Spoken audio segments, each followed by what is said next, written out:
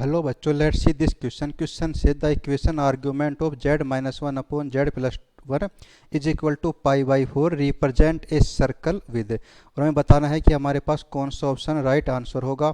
सो इसके लिए सबसे पहले हम हमारा की कंसेप्ट देख लेते हैं कि यदि हमारे पास कोई भी complex number z is equal to x plus iota y हो, तब हमारे पास आर्ग्यूमेंट ऑफ z होता है tan inverse y by x.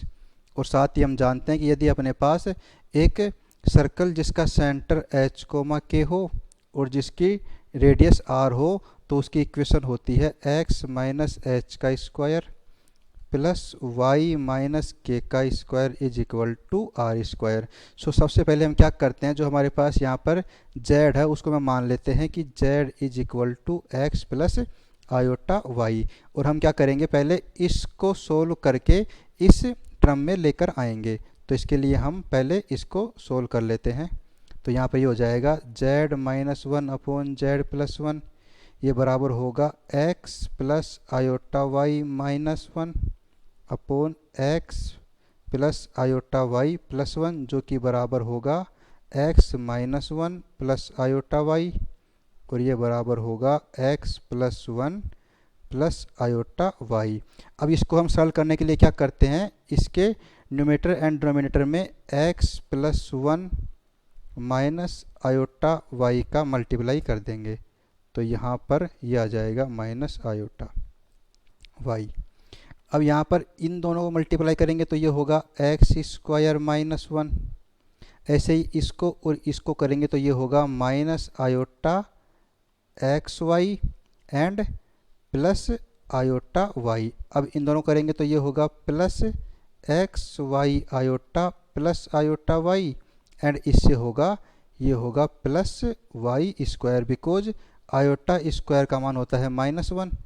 सो यहाँ पर आ जाएगा प्लस वाई स्क्वायर अपॉन यहाँ पर आएगा एक्स प्लस वन का स्क्वायर. सो ये हो जाएगा एक्स प्लस वन का square and minus iota square y square, जो कि होगा प्लस वाई स्क्वायर. अब यहाँ पर हम क्या करते हैं, आयोटा वाले टर्म को एक साथ लिख लेंगे और बाकी टर्म को एक साथ लिख लेंगे. सो इस टर्म से तो ये टर्म कैंसिल हो गया. अब हमारे पास आ गया is equal to x square minus y plus y square plus iota, यहाँ पर आ जाएगा टू वाई, ये होगा iota two y and upon में था यहाँ पर x plus one square plus y square and यहाँ पर भी आ जाएगा x plus one square plus y square. So ये हमारे पास a प्लस आयोटा b के रूप में आ गया और ये बराबर था अपने पास z minus one upon z plus one. अब हम ज्ञात कर लेते हैं argument of z minus one upon z plus one, जो कि बराबर होगा tan इनवर्स y टर्म यानी आयोटा के जो मल्टीप्लाई में है वो टर्म आ जाएगा. तो ये होगा two y upon x plus y square plus y square and into में ये होगा x plus one square plus y square upon x square plus y square minus one. So इससे तो ये कैंसिल हो जाएगा.